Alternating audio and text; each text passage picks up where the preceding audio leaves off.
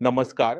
माझं नाव आहे डॉक्टर पुरू धवन आणि आज या व्हिडिओमध्ये आपण त्या चाचण्यांबद्दल बोलणार आहोत ज्या एक पार्किन्सनचा रुग्ण करून घेऊ शकतो. तर सुरुवात करूया सर्वप्रथम की कोणती चाचणी सामान्यपणे भारतात पार्किन्सनच्या रुग्णांमध्ये ओळखण्यासाठी केली जाते की त्यांना पार्किन्सन आहे की नाही. आणि सर्वात जास्त वापरली जाणारी चाचणी म्हणजे एफ्रोपा पेट स्कॅन. ही मेंदूची चाचणी असते ज्यामध्ये आपण एक शाई किंवा ट्रेसर म्हणू शकतो. ती तुमच्या रक्तप्रवाहात टाकली जाते. हे रेडिओ असते त्यामुळे शरीरात जिथे जिथे हे जाते तिथे आपल्याला कळते की ते कुठे पोहोचले आहे. हा जो एफ्रोपा असतो तो डोपामाइनचा प्रिकर्सर असतो. म्हणजे जेव्हा तो संपूर्ण शरीरात जातो तेव्हा आपल्या मेंदूतील पेशी हा एफ्रोपा डोपामाइनमध्ये रूपांतरित करतात. म्हणून जेव्हा आपण एफ्रोपा रक्तात टाकतो तेव्हा ते मेंदूत जाते आणि डोपामाइनमध्ये रूपांतरित होते.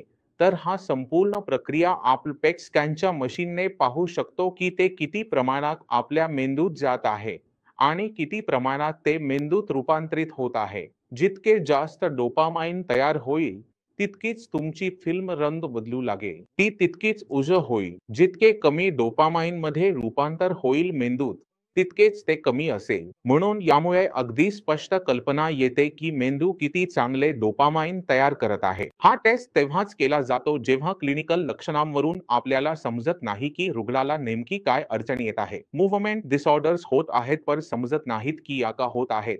कोणत्या कारणामुळे होत आहे. म्हणून अशा केसेसमध्ये मेंदू किती चांगले काम करत आहे हे पाहण्यासाठी डोपामाइनचे पातळी तपासण्यासाठी हा टेस्ट केला जातो. पण लक्षात ठेवण्यासारखी गोष्ट म्हणजे हा टेस्ट किडनीच्या रुग्णांनी करू नये. जर तुमची किडनी खराब होत असेल किंवा थोडेसे जरी तुमचे लेव्हल्स वाढले असतील तरी अशा प्रकारच्या टेस्ट पासून तुम्ही दूर राहावे. केएफटी तुमची नॉर्मल असावी. क्रिएटिनिन लेव्हल तुमचे नॉर्मल असावे.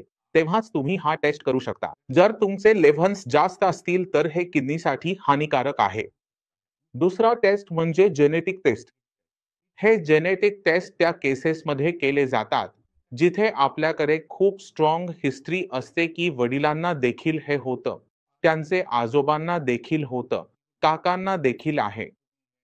जेव्हा आपल्याला स्ट्रॉंग हिस्ट्री मिळते आणि पेशंटमध्ये खूप लवकर पार्किन्सनचे लक्षणं दिसायला लागतात, ही अडचण कुठून आली हे तपासण्यासाठी जेनेटिक टेस्ट केला जातो. त्यासाठी याचा पूर्ण पॅनल असतो, ज्यांना जेनेटिक पॅनल फॉर पार्किन्सन असं लिहिलं जातं, ज्यामध्ये अनेक वेगवेगळ्या जीन्स तपासल्या जातात की त्यांच्या म्युटेशनमुळे कुठे पार्किन्सन होतं का हे पाहण्यासाठी. म्हणून हे त्या केसेससाठी उपयुक्त असतं जिथे किंवा तर फार लवकर सुरुवात होते. म्हणजे आपला पेशंट 20 वर्षांचा आहे, 30 वर्षांचा आहे, तरीही पार्किन्सन होतं. जरी पार्किन्सन सहसा 60-70 वयात होतं, तर हे ओळखण्यासाठी हे केलं जातं. दुसरं कारण आपण केव्हा करतो, जेव्हा आपल्याला माहित असतं की मागे खूप स्ट्रॉंग हिस्ट्री आहे. म्हणजे या व्यक्तीमध्ये हे जीन्स पुढे आले आहेत की नाही ते तपासण्यासाठी. जे मी वैयक्तिकरित्या सल्ला देत नाही कारण जर रक्तात, शरीरात, माफ करा, हे जीन्स असले तरी या टेस्टमधून काही सॉल्युशन मिळत नाही. ही टेस्ट तुम्हाला घाबरवेल. जर तुमचं पॉझिटिव्ह आलं, तर तुम्ही खूप घाबराल आणि तुम्हाला फोबिया, भीती वाटत राहील, जी पार्किन्सनला जर व्हायचं असेल, तर लवकर वाढवून टाकेल. म्हणजे जी गोष्ट 10 वर्षांनी व्हायची आहे, ती आतापासूनच सुरू होईल कारण तुम्हाला सतत ही चिंता लागून राहते की मलाही ही समस्या होईल, माझ्या कुटुंबालाही होईल. त्यामुळे खूप साऱ्या चिंता निर्माण होतात. हा टेस्ट फारच कमी डॉक्टर सुचवतात आणि तेव्हाच सुचवतात जेव्हा एखाद्या पेशंटला खूप गरज असते.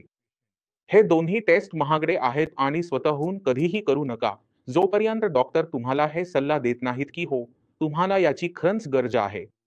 कारण बहुतेक केसेसमध्ये पार्किन्सन हा डॉक्टर सहजपणे पाहून ओळखू शकतात की हो, या पेशंटला पार्किन्सन आहे. या पेशंटला पार्किन्सनच्या उपचारांची गरज आहे. म्हणून मी आशा करतो की कोणते कोणते टेस्ट आहेत. 2 टेस्ट, एक एफ्लोपा टेस्ट आणि दुसरा जेनेटिक टेस्ट. पार्किन्सनच्या पेशंटमध्ये पार्किन्सनची खात्री करण्यासाठी हे दोन्ही टेस्ट उपलब्ध आहेत. पण हे दोन्ही टेस्ट त्यांच्या फायद्या-तोट्यांसह येतात, जे पेशंट तेव्हाच करून घेऊ शकतो जेव्हा डॉक्टर सल्ला देतील. म्हणून मला आशा आहे की या व्हिडिओमधून तुम्हाला बरेच काही समजले असेल. कारण पेशंट जेव्हा येतो तेव्हा तो विचारतो, "डॉक्टर साहेब, मी कोणता टेस्ट करून घेऊ ज्यामुळे मला कळेल की मला पार्किन्सन आहे की नाही?" आम्ही त्यांना समजावत बसतो, "अहो, तुम्हाला दिसतंय की तुमच्या हातात पंप आहे. हे सगळे लक्षणं जी तुमच्याकडे सध्या दिसून येत आहेत, ती वैद्यकीय दृष्ट्या अत्यंत महत्त्वाची आणि क्लिनिकल सायन्स म्हणून ओळखली जातात. याचा अर्थ असा की ही लक्षणं केवळ सामान्य शारीरिक बदल नसून ती एखाद्या विशिष्ट वैद्यकीय स्थितीचे किंवा आजाराचे स्पष्ट संकेत देत आहेत. त्यामुळे या लक्षणांकडे गांभीर्याने पाहणे आणि त्यांचे योग्य निदान करून घेणे अत्यंत आवश्यक आहे, कारण ती तुमच्या आरोग्याबद्दल महत्त्वपूर्ण माहिती प्रदान करतात.